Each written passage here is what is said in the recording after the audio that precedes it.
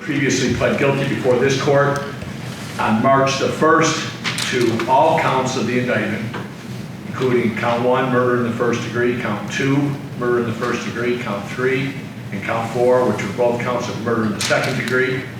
I ordered the pre-sentence report. I've received it. I've had a chance to review it. I've also received as many witness statements, or I should say impact statements, as I've ever received in any case. His goal was to become a general manager of a restaurant of his own so that he could give his kids the life that he wanted to give them. His children were what drove him to work hard and to succeed. His life was just coming together and everything was just going right for him. He was a son any mother would be proud to have.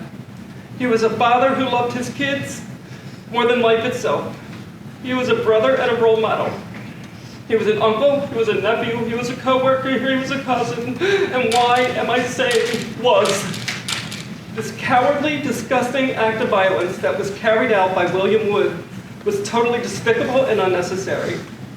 This has shattered our family and our community.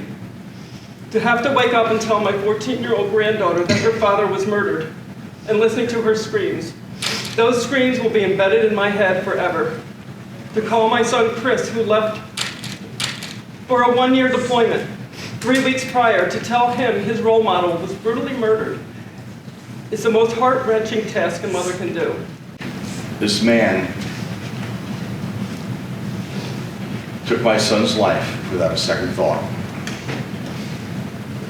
He planned this event over several months in concert with 4 or 5 others.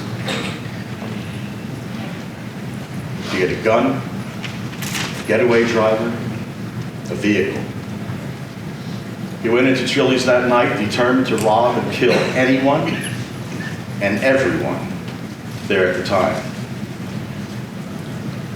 I wonder if Chris and Stephen weren't the target all along. Laying there helpless and watching my 2 friends get executed was like being in a nightmare. Then to have the gun to the back of my head, thinking my life was over, is nothing that anyone should ever have to experience. For God's sakes, he used to work with these people. He didn't pick people at random. He knew these people. He knew their routine.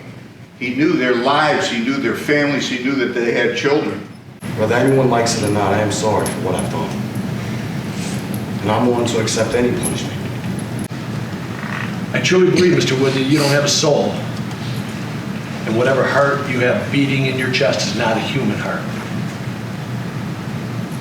The sentence of this court, of course, there's going to be a surcharge, there'll be a DNA fee, there'll be a crime victims fee. All sentences will run concurrent, and I am mandated by law to sentence Mr. Wood.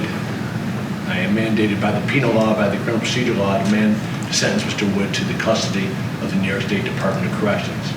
The sentence of the court for the first count, murder in the first degree, is life without the possibility of parole.